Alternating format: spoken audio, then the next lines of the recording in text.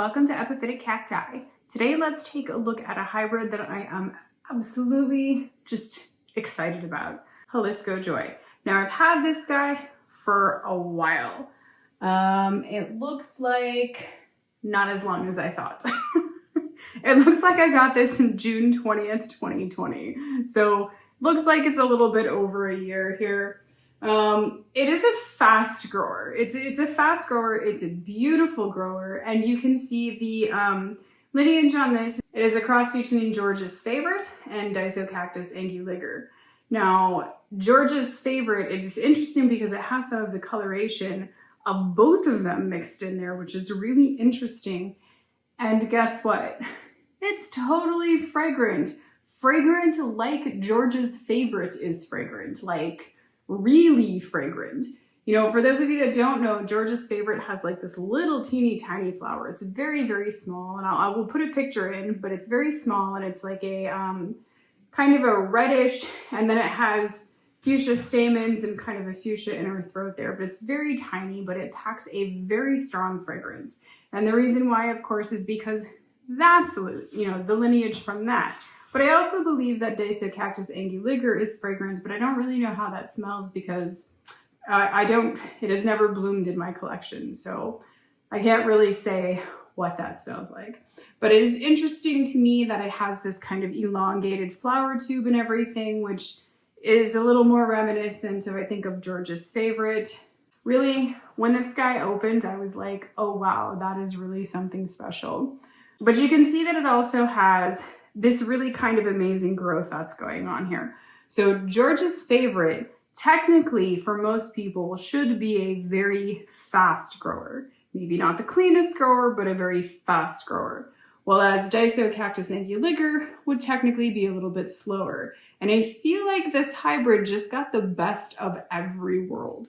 So it's a fast grower, and it also has the added interest here of having the lobed branches, but they're not super lobed. So it didn't actually pick up like extreme lobing in the branches. So you can see the branch shape here that they are definitely lobed. They're definitely different, but they're not extremely lobed. So there's a little bit of interest there, I think, with this having kind of those lobed branches, as well as it growing very long and elegant and beautiful. The branches do get very long. Even in the Midwest, they get long, which is definitely kind of a feat.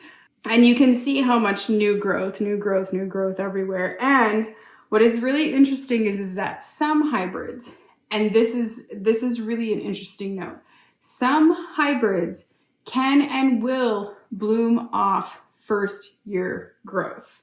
And this is actually a branch from this year, and you can see that there are little buds that are actually starting on there. This is also a branch from this year, and there's also little buds trying to start on there. And that is something that is no doubt from George's Favorite. I actually see it in a lot of Rudolph Hessing's hybrids. FYI, this is a Rudolph Hessing hybrid. For those of you that don't know, he hybridized all of the Jaliscos, all of the Felcinos, most of the off-season bloomers that we have today. He hybridized them. Almost all of the off-season bloomers that are budding in my collection right now, he hybridized them. This is just a fantastic hybrid.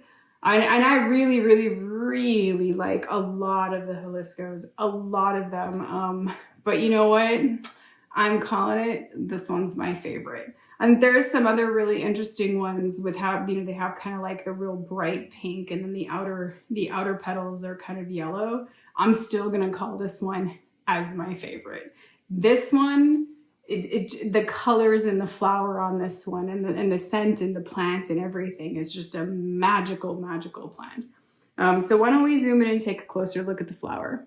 There we go. If we get kind of nice and up close and personal here with this flower, you can see why she knocked my socks off. She has beautiful coloration. So you can see that her outer petals here, they're actually a very red. You can see that in the bud. You can see just how deep red it is. And it's actually not true red. It's more like Carmine red. So it's very like, it's that kind of a red that when you look at it, like your mind is like, it's red, but wait, it's got a hint of orange. So it's kind of like that.